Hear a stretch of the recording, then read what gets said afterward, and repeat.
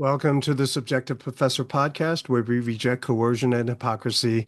It's Wednesday, June 4th, 2025, episode 405, and I'm going to talk about Elon Musk is not a politician. So I had a long day. The graduation, quote unquote, graduation moving up ceremony, change of building ceremony is tomorrow, and we had to decorate the auditorium and do all this stuff. But I had to talk about Elon Musk.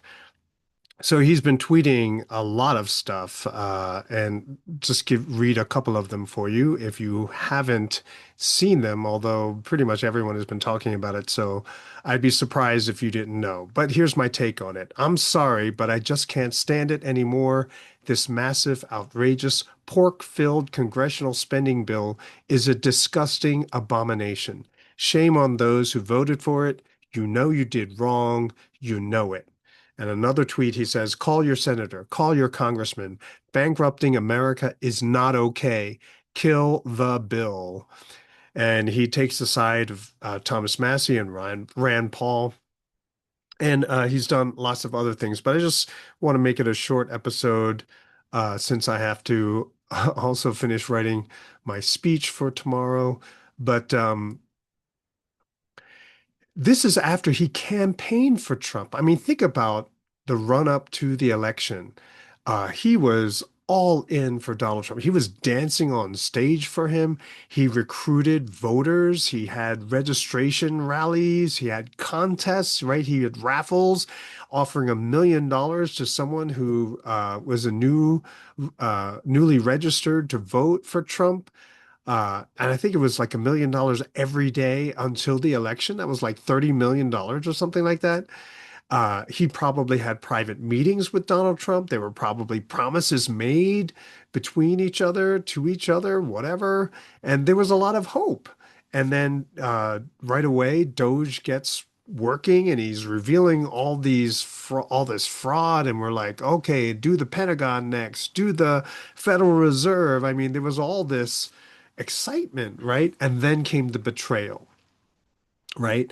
And nothing stings more than a betrayal, to be stabbed in the back, to have been promised or to be led down a road. Oh, yeah, yeah, we're going to cut spending. And then instead of cutting spending, you increase spending. I mean, that is a betrayal. And I know, I'm sure that even if they had a conversation, Trump tried to say, "Oh, look at it this way." No, no, you made yourself look like you were really going to bring it, right? Just bring down the hammer. And you didn't. You didn't. You rolled over and you became a politician again. Or uh, you never stopped being a politician. So you were putting on a face. Now, I know the feeling of betrayal, and probably most people do. Someone that you trusted so much, something that you relied on, you believed in, all of a sudden crashes. It's not there. And you are hung out to dry. It's not, my betrayal, my experience with betrayal is not on this scale or magnitude, but anyone who has been betrayed, it feels the same. Betrayal is betrayal. My dad would always say that, the unforgivable sin, in scripture, there's this line about the unforgivable sin. And every teenager believes that they committed the unforgivable sin. But my dad, I don't know why we had a conversation, but he would say the unforgivable sin is the betrayal of Jesus by Judas, right? That's the unforgivable sin. You are hung out to dry, and no one steps up to defend you, to help you, or to take your side. That sucks. That feeling, that situation, there are so many things going through your mind, right? And I think to his credit, Elon Musk didn't even use profanity in his posts, at least the ones that I saw. He didn't use profanity. But you know that that's what he's feeling, right? Profanity level, just obscenities, right? Because of this betrayal. I read through some of the posts that people were making against Elon Musk, and they're basically ad hominem arguments. And I talked about ad hominem, right? It's a distraction away from the substance of the argument being made and an attack on the character of the person. Elon Musk is not perfect, right? And he doesn't appear perfect either. Like a lot of these politicians, like Gavin Newsom, who looks so picture perfect, it's because their image is controlled and managed. Any dirty thing that he did is cleaned up for him by all of his handlers, right? So to resort to an ad hominem argument is just simply a distraction, right? It's a way to avoid discussing the real meaty stuff that you want to discuss. But he's right. And that's why people are resorting to ad hominem argument. They're attacking his character, the number of marriages he had, the number of children he had, and the fact that Musk and Trump were so close up to, the election. This has got to be a thorn in Trump's side. There is no doubt, no question that first Elon Musk says he's leaving DOGE, and everyone said, oh, it's because, his company is taking a hit. And then he says he throws the big, beautiful bill under the bus, right? He says, oh, this is, what did he say again? It's an abomination, right? It's a disgusting abomination, right? I mean, if you're into spiritual stuff, that's as bad as it gets, right? Uh, Now, I've said before that Trump has a plan to try to bring manufacturing back to the United States, but it won't work, right? Because the plan relies on the rest of the world being a bunch of dopes, right? Where they have no choice but to go along with America. A lot of the Western European countries and some of the Asian countries, maybe, but doesn't look like, right? And Vince Lancy explained that Japan and Korea are going to side more with China because they're right next to China. So a lot of the European countries will side with the United States and Trump only because their financial institutions are so intertwined, right? That they have no choice. But the rest of the world, no, they're not going to do this, especially, you know, uh, since people have more and more people have been coming out, even European banks have come out and said that American treasuries are junk. They are like junk bonds, which means that their interest rate has to at least be 10% in order for anyone to even think about buying it, which basically means it should be more like 20%. And that is not the direction that Trump wants the interest rates to go. He wants the interest rates to be lower, right? That's why he's giving Powell a hard time.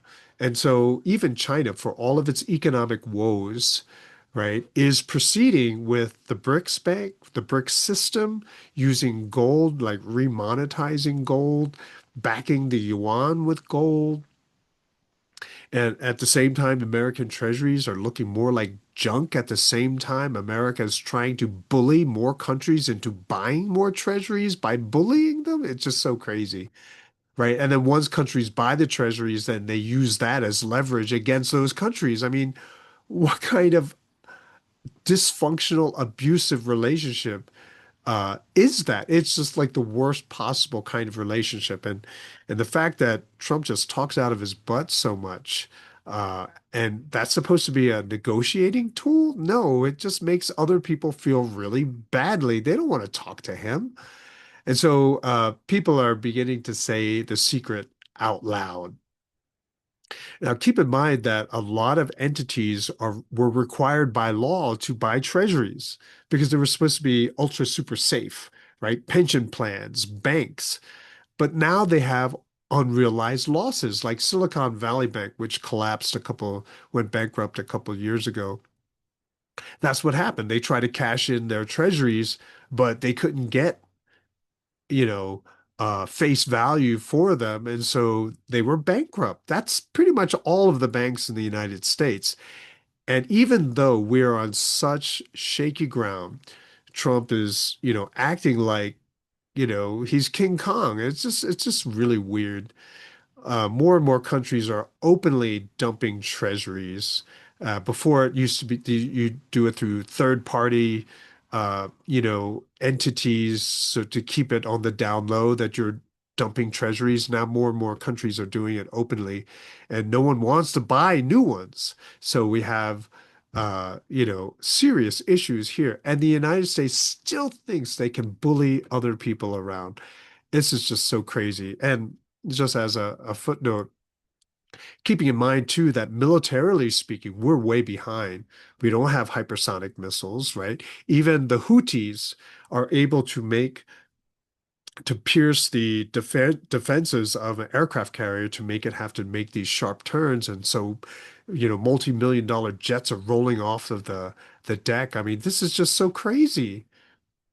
Hell hath no fury like a woman scorned, or hell hath no fury like a tech genius scorned, right? And I would call that integrity, right? He wanted to cut waste, fraud, and abuse. That's what DOGE was all about, Department of Government Efficiency. That's, it might not have been uh, is well intended, but Peter Schiff and Ron Paul, they said, it was kind of hopeful, but it'll only cut around the edges, and ultimately he's going to run into a lot of trouble, right? And it turns out that none of the fraud and waste that was discovered is going to be cut. It's just going to be reallocated to different entities in government.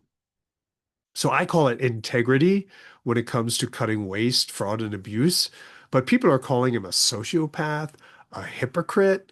And when they do that, whoever is saying that, it's more of the same BS from government, the same double talk, word twisting to confuse low IQ people, right? People who are not really interested in thinking critically or carefully or even trying to understand anything on a deeper level.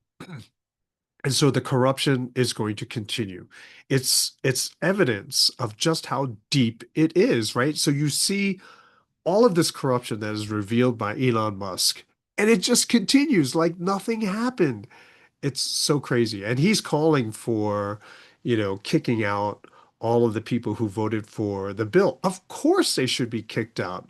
It's amazing that the evil people, the corruptness, right? Like the Nancy Pelosi's of and Mitch McConnell, those people are elected every single time. It's just unbelievable. I don't know how they, it's just who lives in their districts that keep voting for them. It's just really, it's insane, really. The corruption will continue, and there's no hope, not even from a guy who was shot and railroaded by a weaponized legal system for at least 6 years, 6 to 8 years. I mean, it's just crazy. Like even a guy who now has to work. I mean, he's working with the people who tried to rub him out. That's what I can't believe. It's really hard for me to understand. How do you do that? They just tried to take your life. And now I know some people would say, well, see, that's how you know it was fake. Maybe, maybe. At least that's what my wife is saying these days. But I don't know. I was hoping for more. And so now my hope is back to financial collapse. I'm hoping for the financial collapse so that the government becomes impotent, so it can't wage war, so we can't have more, so we can get more people on board for freedom, right? And if there's no government left, right, there's no IRS, there's no one coming to seize your property. There's just freedom. Now it's up to us on the local level, trying to work together through cooperation to try to figure out what are the best solutions for us. I'm glad Elon Musk came out. And for a while, I've been thinking, what's going through his mind? Because I don't think he's cool with any of this, um, because he's not a politician, right? He cannot forget his principles. And because of that, betrayal sucks. So, like when people when politicians stab each other in the back, that's part of the life. That's part of the game. And so they're like, yeah, whatever, okay. Like Machiavelli, he talks about that, right? Yeah, you got to break promises, but everyone who plays the game, they understand that's part of the game. Elon Musk is not part of the game. Yeah, he gets a lot of government funding, but he's not part of that game. And so, because he's not, the betrayal sucks, right? Broken promises ruin trust. And I hope Trump gets it and he realizes what the rest of the world actually thinks, but they won't say because it's not diplomatic, right? What the Russians are saying, what the Chinese are saying. Like he thinks he's all that, right? Trump thinks he's all that. In the very beginning of his term, this time around, maybe some people were willing to give him a shot, but he's so inconsistent. And he's so wambly. He's so prone to flattery that no one really respects him. And that is unfortunate. It's very sad. The rest of the world, because they try to be diplomatic, they're not like Trump, who has no restraint or perhaps no political sense. That's not the way you post things on social media. So, which basically says Trump is a politician. He is a politician. He's a different kind of politician. He's not like the a lot of the Democrats and Republicans that we've seen in the past, but he is a politician. And so Musk as a person, as an individual, is problematic. He's not perfect, but at least he has the courage and the honesty not to abandon what seems to be his awakening to freedom, his promise to the American people to root out waste, fraud, and abuse. So kudos to Musk. Shame on the rest of the deep state.